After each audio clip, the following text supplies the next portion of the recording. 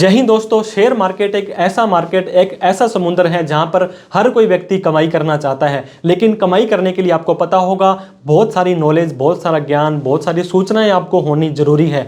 जैसे कि technical, fundamental, न जाने क्या क्या चीज़ें आपको जाननी होनी है, वो कंपनी क्या काम करती है, क्या उसके रिजल्ट्स हैं, क्या उसका काम होता है। तो इस वीडियो के अंदर हम आपको बताने वाले हैं फंडामेंटल। अगर आपने किसी कंपनी का देखना है, अगर आप एक नए इन्वेस्टर हैं, आपको ज़्यादा कुछ नहीं पता है कि मुझे कैसे इस कंपनी को देखना है, क्या नहीं देखना है, तो कुछ बेसिक फंडामेंटल चीज़ें हम आपको इस वीडियो में बताने वाले हैं, ताकि अगर आप एक बार उनको देख लेते हैं, समझ लेते हैं, तो इन फ्यूचर के अंदर आपको शेयर खरीदना है या नहीं खरीदना है, ये आपको डिसाइड करने में आसानी हो जाएगी। दोस्तों, जैसे जैसे धीरे धीरे आप शेयर मार्केट के अंदर कदम रखते जाएंगे, आप अपने आप ही एक्सपर्ट होते जाएंगे, रिसर्च करते जाएंगे जैसे जैसे।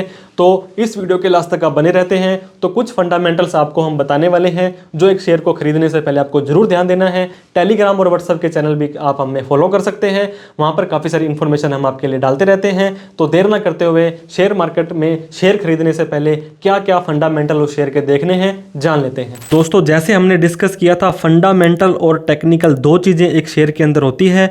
तो फंडामेंटल के अंदर क्या क्या चीज़ें आपको किसी भी एक शेयर को बाई करने से पहले देखनी है, हम बात करेंगे। दोस्तों, जब भी आप शेयर मार्केट के अंदर पैसा लगाते हैं तो शॉर्ट टर्म कैपिटल गेन 12 महीने से पहले इसको बेच देते हैं।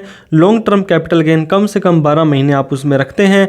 इंट्राडे आज लिया आज ही बेच दिया, future and option, initial public offer, IPO और डिविडेंड, इस तरह से इनके अंदर पैसा लगाकर आप अपनी कमाई कर सकते हैं। अब हम बात कर लेते हैं शेयर को। दोस्तों, शेयर को खरीदने के लिए आपको अंडरस्टैंडिंग होनी चाहिए फंडामेंटल की, क्योंकि आप लॉन्ग टर्म के लिए उसमें इन्वेस्ट कर रहे हैं।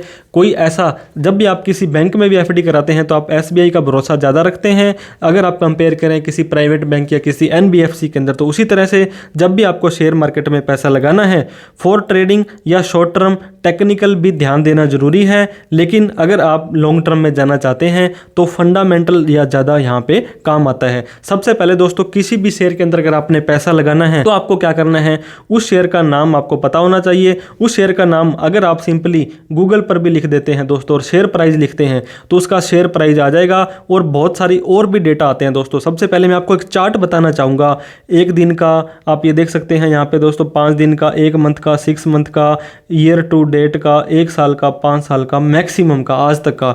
तो जब भी आप यहाँ पे चार्ट देखेंगे तो इस तरह का चार्ट आपको कभी ऊपर कभी नीचे इस तरह का, इससे आपको मोटा मोटी आइडिया हो जाने वाला है कि शेयर का प्राइस क्या रहने वाला है, कैसे रहने वाला है। अगर 1 साल का चार्ट मैंने आपको दिखाया, अब मैं आपको लाइफ टाइम का इसका दिखाता हूँ। देखिए, ये शेयर यहाँ से चला था, मान लीजिए यहाँ पे 20, 30, 50 रुपये था, इसका शेयर यहाँ पर आ गया था, जो शेयर आप यहाँ पे देख सकते हैं 500-600 की रेंज में।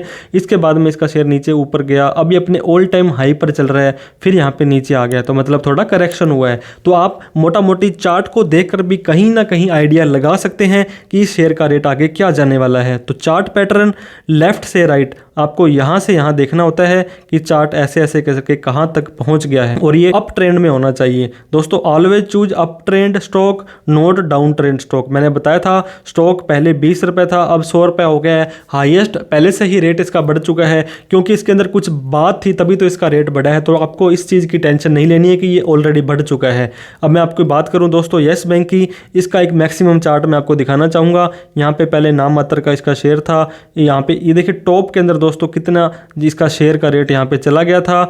अब उसके बाद में जैसे ही ये नीचे गया, अब इसका ट्रेंड क्या कह रहा है, ये देखिए इसने नीचे ऐसे गर्दन अपनी घेरी है, उसके बाद उठने का ही नाम नहीं ले रहा है। तो ऐसा नहीं है कि ये अप ट्रेंड को लेकर के आप आंख बंद करके इसमें आप अपना पैसा लगा देंगे। तो शेयर का जो चार्ट होता है दोस्तों, काफ़ी कुछ चीज़ें वो बोल जाती है। इसके बाद में अगली चीज़ दोस्तों जो आपको देखनी है, वो देखने हैं रिजल्ट। आपको पता होगा एक बच्चे का रिजल्ट आता है, एक जो 99% जो लेकर के आता है तो मेरिट में आता है, उसको कितनी शाबाशी मिलती है। अगर आपने लॉन्ग टर्म में कंपनी के शेयर पे पैसा लगाना है तो आपको उसके फाइनेंशियल्स, उसके रिजल्ट जरूर देखने होंगे, कितनी सेल उसने करी है। दोस्तों, आपको पता होगा एक तो इसके रिजल्ट्स ईयरली, साल में एक बार तो आते ही आते हैं, और क्वार्टरली भी इनके रिजल्ट्स आते हैं 3-3 महीने बाद। तो आपको क्वार्टरली और ईयरली दोनों ही कितनी इस कंपनी ने सेल करी है, कितना प्रॉफिट हुआ है, इसके लोन कितने हैं, और शेयर होल्डिंग पैटर्न, ये भी आपको जरूर देखना है। जैसे मैंने आपको शेयर के अंदर उस शेयर में बताया था, जब आप इस शेयर का यहाँ पे देखना चाहते हैं दोस्तों, कुछ भी शेयर का नाम डालते हैं तो इधर फाइनेंशियल्स आपके पास आता है गूगल पर। जैसे आप इस फाइनेंशियल्स पर क्लिक करते हैं तो आपको इस तरह का रिजल्ट दिखाई देगा। ये रेवेन्यू कितनी थी आपकी, sale, net income, earning per share, इसके बाद में profit margin, change in cash. तो यहाँ पर आप मोटा मोटी देखेंगे दोस्तों, अगर आपको ग्रीन कलर, मैं आपको ऐसे नहीं कह रहा कि आप एक फाइनेंस के पूरे एक्सपर्ट हो या आपको पता होना चाहिए, लेकिन फिर भी आपको इतना ध्यान होना चाहिए, अगर ये ग्रीन कलर में आपको आ रहे हैं, इंक्रीजिंग ट्रेंड में आ रहे हैं, सेल बढ़ी है, प्रॉफिट बढ़ा है, तो ये शेयर आपके पास बट ऑब्वियस ही बात है अच्छा परफॉर्मेंस देने वाला है। रिजल्ट की आपको डीप नॉलेज होनी जरूरी नहीं, मैंने आपको बता दिया, आप एक रिसर्च एनालिस्ट नहीं है, आपने पूरी पढ़ाई नहीं की है। अगर ग्रीन वहाँ पे आपको अप ट्रेंड दिख रहा है तो ये एक गुड साइन होता है कि अच्छा शेयर काम कर रहा है। कई बार रेड भी हो जाता है दोस्तों टेम्परेरी के लिए, इसका मतलब ये नहीं है कि आपका बिल्कुल ही बैड है या आपके डिसीजन को प्रभावित कर देगा। कई बार ऑफ सीजन के कारण किसी कंपनी की सेल एक क्वार्टर में कम भी हो जाती है, लेकिन मोटा मोटी आपको ये देखना है कि पिछले क्वार्टर, इसी साल का पिछला क्वार्टर कैसे गया था, इसको भी आप देख सकते हैं। 52 वीक का हाई और 52 वीक का लो, दोस्तों ये चीज़ 52 वीक किसको बोलते हैं, हम यहाँ पे एक साल को बोलते हैं। अब ये आपका चार्ट था, या ऊपर गया, नीचे गया, यहाँ पे जा कर के यहाँ पर आ गया, तो मोटा मोटी ये 52 वीक का आपका हाई होगा और ये 52 वीक का लो होगा। तो अगर कोई शेयर आपको, अच्छा शेयर, बढ़िया शेयर आपको अपने लो पर मिल रहा है, तो ये एक एंट्री लेने की पोजीशन होती है, सिचुएशन होती है। तो आपको ये अपॉर्चुनिटी देता है कि आप यहाँ पे ख़रीद लें। पहले से आपने हाई पे ख़रीद रखे हैं तो और ख़रीद करके एवरेज लगा सकते हैं, लेकिन फिर मैं आपको बताना चाहता हूँ ओवरऑल सारी की सारी कंडीशंस आपको देखनी बहुत ही ज़रूरी है। ये देखिए NSE की साइट पर या किसी भी ब्रोकर की साइट पर उस शेयर के अंदर जाएंगे तो आपको यहाँ पे 52 वीक का हाई, 52 वीक का लो और भी बहुत सारी चीज़ें देखने को मिल जाएंगी। एक और काम जो दोस्तों आपको देखना है वो है शेयर होल्डिंग पैटर्न। किसी भी कंपनी के जो शेयर होते हैं, मान लीजिए 100 शेयर हैं तो उसके अंदर 10 शेयर इस व्यक्ति के पास हैं, 20 इसके पास, 30 इसके पास, 60 इसके पास, इस तरह से उसका पैटर्न होता है। तो इसका ओनरशिप होती है, एक्चुअल ओनरशिप या जो डिसीजन ले पाएगा वो कौन है, ये एडवांटेज है अगर प्रमोटर की होल्डिंग बढ़ जाती है। दोस्तों प्रमोटर कौन होते हैं, उस कंपनी के मालिक या जो मेन पर्सन होते हैं जो डिसीजन लेते हैं या जिन्होंने इस कंपनी को बनाया है। तो आप NSE को यूज़ करें, स्क्रीनर को यूज़ करें, बहुत सारी ऐसी वेबसाइट्स हैं जो आपको शेयर होल्डर पैटर्न बताती हैं। अब मैं आपको दिखाना चाहूँगा शेयर होल्डिंग पैटर्न, हमने ये स्क्रीनर से उठाया था। सबसे पहले मैं आपको बताऊँगा शेयर होल्डर के अंदर कौन कौन व्यक्ति होते हैं। सबसे पहले होते हैं प्रमोटर्स, जब इनको क्लिक करेंगे तो कौन कौन प्रमोटर्स हैं आ जाएगा। FII फॉरेन इंस्टीट्यूशनल इन्वेस्टर, जो विदेशी लोग हमारी यहाँ पे इस कंपनी में पैसा लगा के रखते हैं, ये भी अच्छी बात है। DII domestic institutional investor, mutual fund वगैरह जब पैसा लगाते हैं तो DII के अंदर आता है, गवर्नमेंट ने अगर पैसा लगाया है। और ये होता है पब्लिक।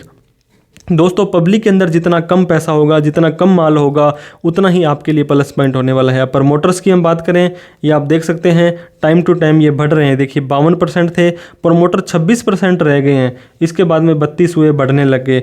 मोटा मोटी पब्लिक अगर आपके पास 39, 37, 42 जितना कम होगी उतना ही आपके लिए प्लस पॉइंट, उतनी ही अपॉर्चुनिटी आपके लिए आने वाली है।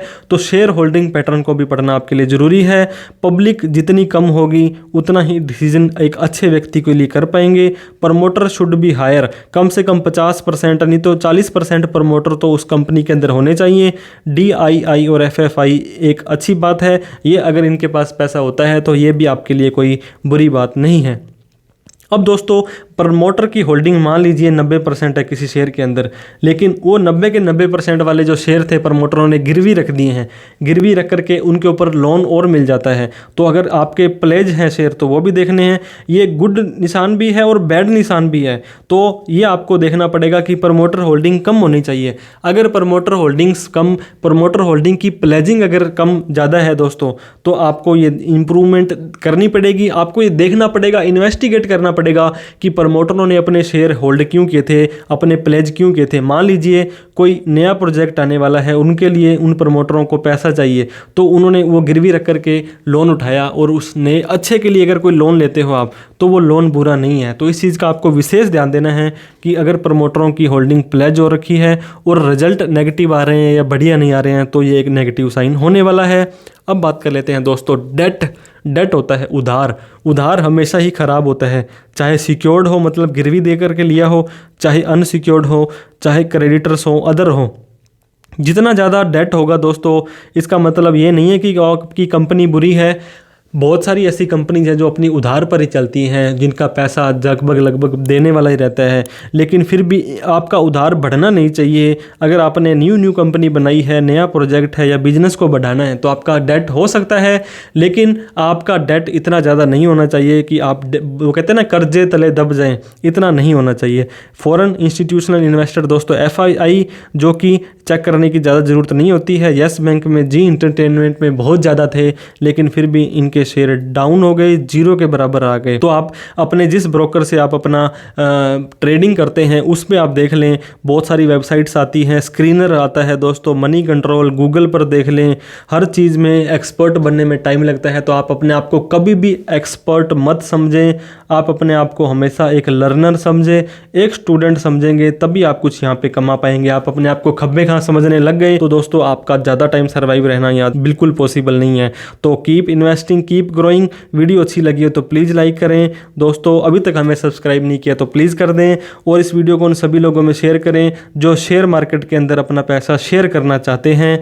कोई डाउट, क्वेरी, क्वेश्चन, ऐसी जो चीज़ जो हमारे द्वारा डिस्कस करने से रह गई हो, एक नए व्यक्ति को, नए इन्वेस्टर को शेयर मार्केट में देखनी चाहिए। Thank you so much for watching this video. जय हिंद, जय भारत।